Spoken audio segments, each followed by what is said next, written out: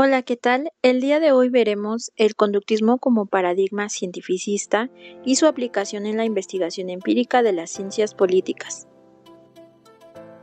Antes de hablar del conductismo, es importante entender que este paradigma no nació en la ciencia política, pues primero fue adoptado en el campo educativo. Este paradigma es de los más influyentes y también más discutidos dentro de las ciencias sociales. Es por ello que es importante primero ver cómo surgió, cómo se aplicó en la educación y luego cómo migró a la ciencia política y finalmente por qué muchos autores lo consideran insuficiente para comprender lo humano y lo político. ¿Qué es el conductismo como paradigma cientificista? El conductismo nace en la psicología con autores como Watson y Skinner, quienes afirmaban que solo puede considerarse científico aquello que se puede observar y medir. Para ellos, el comportamiento humano debía explicarse como una respuesta a estímulos externos. Nada de emociones, ideas o conciencia. Todo eso era no observable y por lo tanto irrelevante.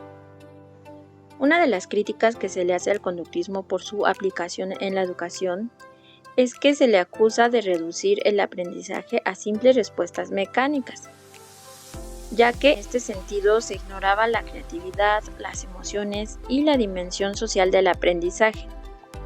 El conductismo en la ciencia política. La revolución conductista. En los años 50 y 60, los politólogos estadounidenses adoptaron el enfoque conductista para convertir la ciencia política en una disciplina más científica. En lugar de estudiar leyes, instituciones o discursos, comenzaron a estudiar conductas observables, como lo es el voto, la participación, respuestas ante campañas de los ciudadanos. Así nace la revolución conductista en la ciencia política. Para la ciencia política era importante su base metodológica, ya que introdujo herramientas empíricas como lo son encuestas de opinión para medir preferencias electorales o estudios estadísticos para analizar quién vota, cómo y por qué. También experimentos para ver cómo influyen ciertos estímulos en decisiones políticas.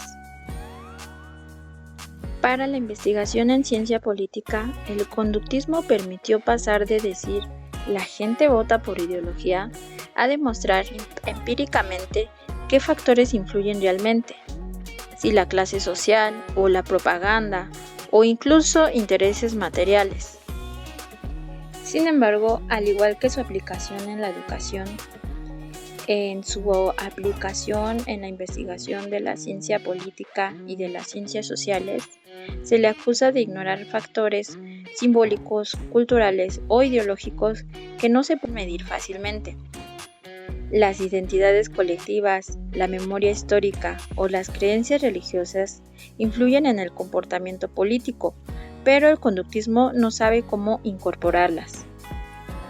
Algunos autores dicen que el conductismo explica cómo actúan los individuos, pero no necesariamente por qué lo hacen. Un ejemplo de ello es que el conductismo puede mostrar que el 40% de cierto grupo de ciudadanos votó por un candidato, pero no comprende realmente el significado afectivo, ético o comunitario de esa decisión. En el caso de las relaciones internacionales, estas aplicaciones empíricas se ven reflejadas en el uso de estadísticas y base de datos sobre guerras, alianzas y comercio internacional. Un ejemplo de esto son los registros estadísticos de guerras y conflictos iniciado en 1963 por David Singer y Melville Small, en el que recopilan una serie de datos sobre guerras desde 1816 hasta el día de hoy. Bajo la lógica conductista, si observamos patrones repetitivos, podemos predecir cuándo un estado irá a la guerra. En este caso se miden variables como el número de tropas movilizadas, la duración de conflictos y el tipo de alianzas previas. Esto para encontrar estímulos que provocarán respuestas belicistas o pacifistas. Un ejemplo de estímulo-respuesta en el estudio de las relaciones internacionales es analizar el aumento de capacidad militar de un vecino, lo cual lo único que va a generar es el incremento de gasto militar propio. o el equilibrio del poder. En conclusión, el conductismo fue importante para introducir el rigor y la medición en la ciencia política y en las ciencias sociales, pero su visión fue un tanto limitada y reducida, y hasta cierto punto es mecanicista. Hasta el día de hoy sigue siendo útil como una herramienta teórica y metodológica, pero ya no basta como un paradigma exclusivo, ya que la realidad humana y social exige ir más allá de lo que se puede medir. Y bueno, pues eso sería todo por el día de hoy. Muchas gracias por su atención. Hasta la próxima.